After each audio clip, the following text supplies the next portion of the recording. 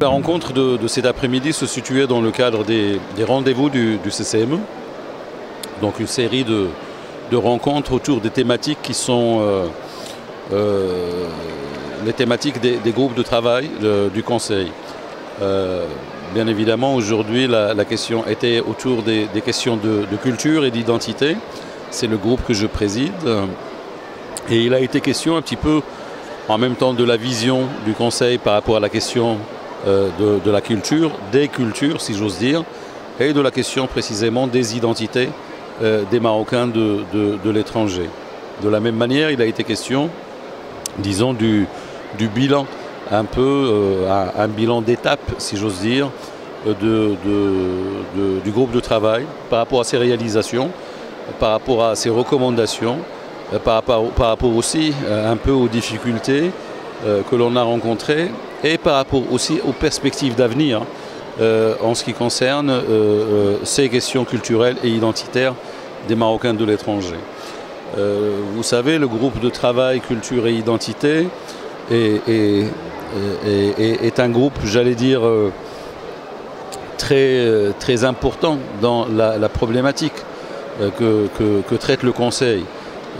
Au Conseil, nous sommes convaincus que les liens culturels, les attaches culturelles entre les Marocains du monde et le Maroc sont ce qu'il y a de plus important.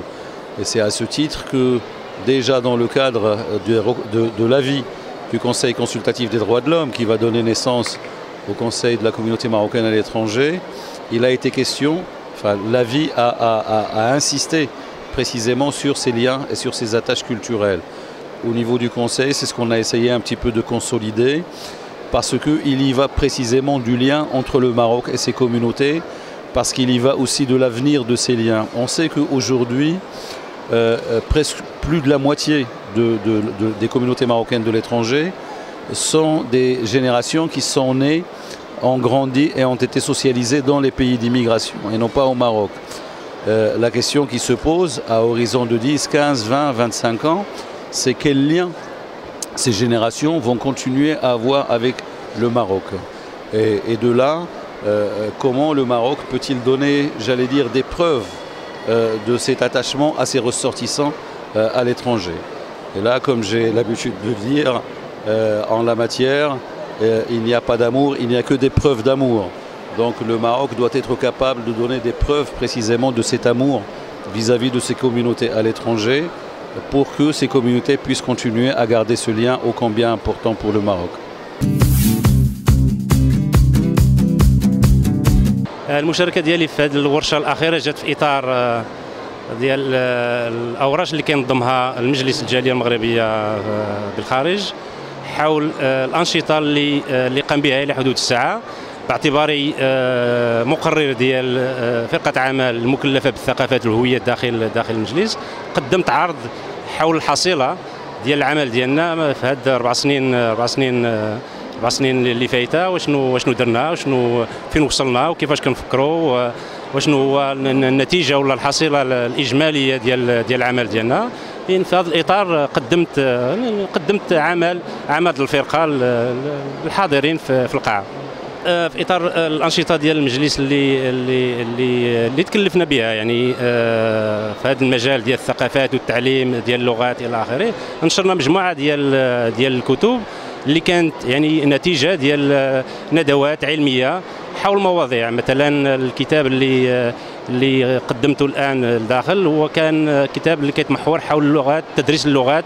داخل الهجره، اللي جا نتيجه ديال واحد الندوه علميه دوليه نظمناها هذه واحد عامين في الرباط. شاركوا فيها معنيين بالامر من جميع دول العالم، المغاربه من دول العالم، باحثين، اساتذه جامعيين،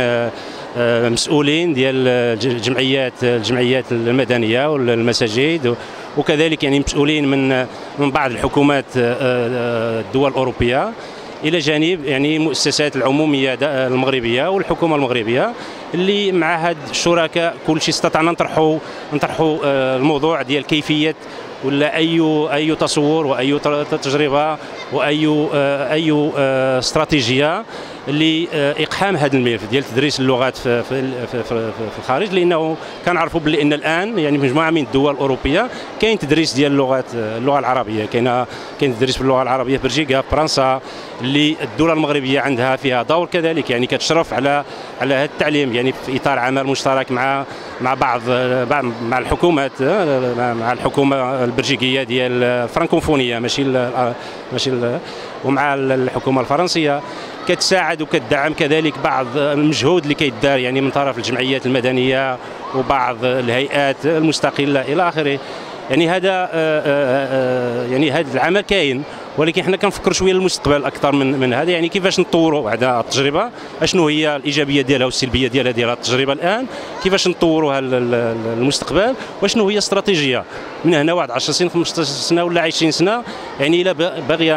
بغينا يعني كدوله ولا من يعني الا بغى المغرب انه يبقى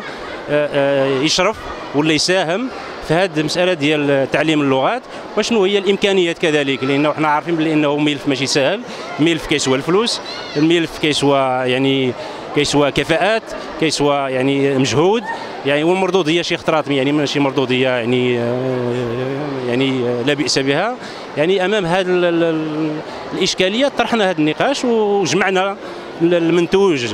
ديال التجربه اللي كاينه الان، الاراء والتصورات ديال الشركاء ديالنا الى اخره، خرجناها في كتيب من اجل اولا تنوير الراي العام الوطني، لانه الراي العام الوطني خصو يعرف هذا الملف، السياسيين خصو يعرفوا هذا الملف، البرلمانيين خصو يعرفوا هذا الملف، الاعلام كذلك خصو يعرف هذا الملف. يعني هذا هو الدور ديال المجلس